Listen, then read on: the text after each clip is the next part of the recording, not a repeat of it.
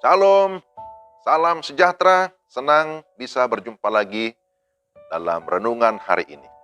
Sebelum kita membaca firman Tuhan, mari kita berdoa. Ya Tuhan, kami mengucap syukur setiap kali ada kesempatan bagi kami mendengarkan firman-Mu. Kami memohon hikmat dan pengertian supaya kami dapat mengerti firman-Mu dengan baik. Dalam nama Tuhan Yesus, kami sudah berdoa. Amin. Mazmur 139 ayat 23 sampai 24. Selidiki aku ya Allah dan kenallah hatiku. Ujilah aku dan kenallah pikiran-pikiranku.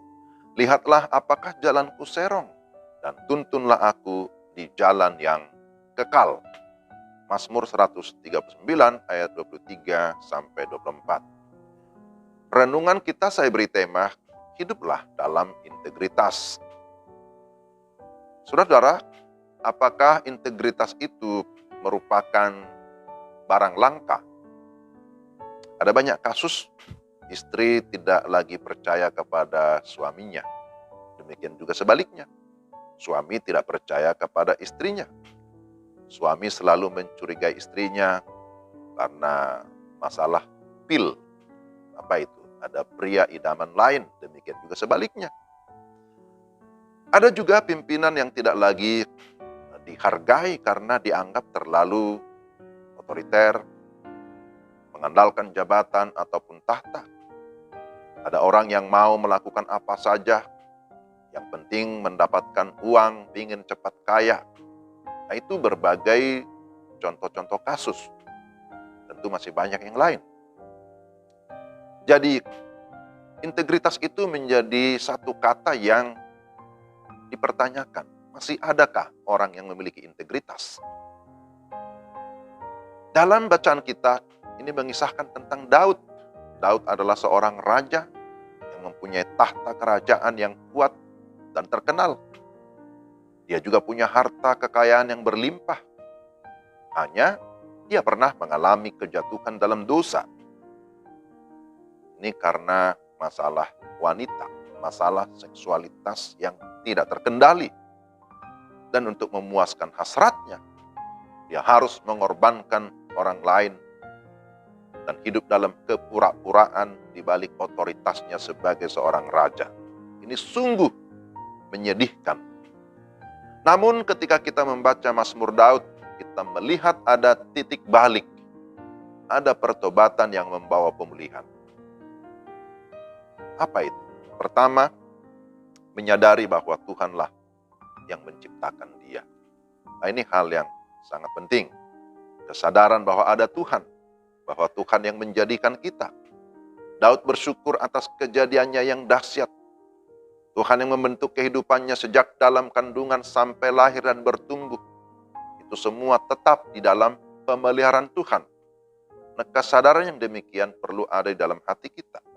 Tapi yang kedua, ada kesiapan untuk dikoreksi dan juga diawasi oleh Tuhan.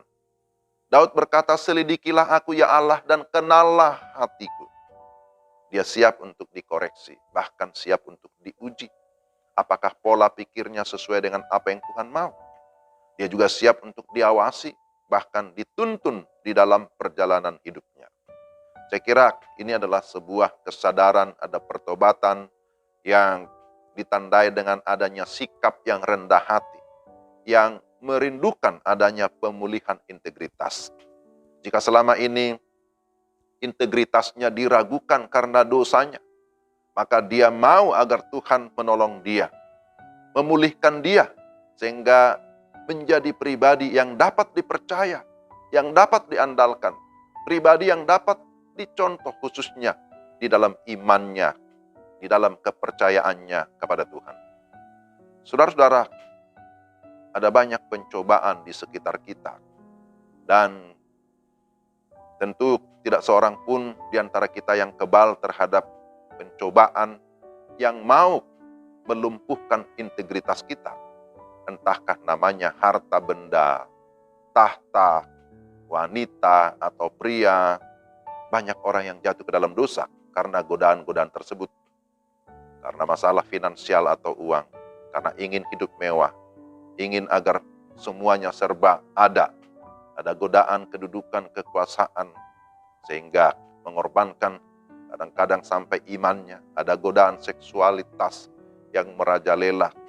Medsos mempertontonkan banyak hal, pornografi, porno aksi, berbagai tipuan, godaan, ya apalagi selingkuh, itu bukan hal yang rahasia. Nah, apakah saudara kuat menahan diri?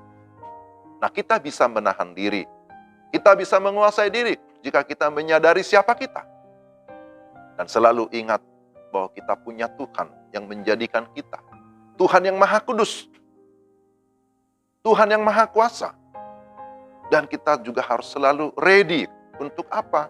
Untuk dikoreksi, untuk dievaluasi, siap untuk diawasi oleh Tuhan. Bukankah dikatakan bahwa mata Tuhan menjelajah ke seluruh penjuru? Bahkan Dia melihat kepada hati kita. Karena itu saudara, mari kita hidup di dalam integritas. Integritas berarti kita bisa dipercaya karena kejujuran kita, karena kekudusan, karena ketulusan kita, karena iman kita kepada Tuhan. Kiranya renungan hari ini boleh menolong kita supaya kita menjadi satu pribadi yang sungguh-sungguh bisa dipercaya, bukan saja di hadapan manusia tapi terlebih di hadapan Tuhan. Mari kita berdoa. Tuhan, terima kasih firman-Mu hari ini meneguhkan kami, sekaligus juga mengoreksi kami supaya kami tetap hidup di dalam integritas yang benar, yang sesuai dengan apa yang Tuhan mau. Kami sadar kami lemah, kami terbatas. Karena itu kami membutuhkan pertolongan Roh Kudus yang senantiasa memberikan kami kesadaran akan siapa kami, sehingga kami tetap bergantung kepada Tuhan. Dalam nama Tuhan Yesus kami berdoa dan bersyukur. Amin. Demikian renungan kita. Tuhan memberkati saudara sekalian. Selamat beraktivitas. Shalom. Shalom.